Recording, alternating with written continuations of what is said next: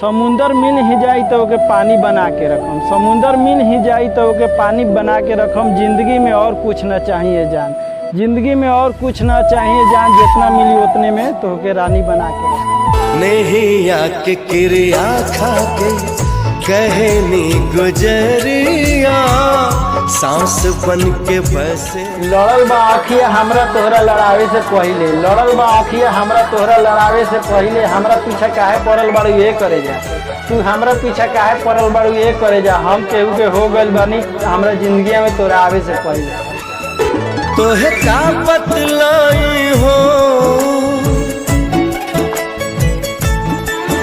कैसे समझाई हो,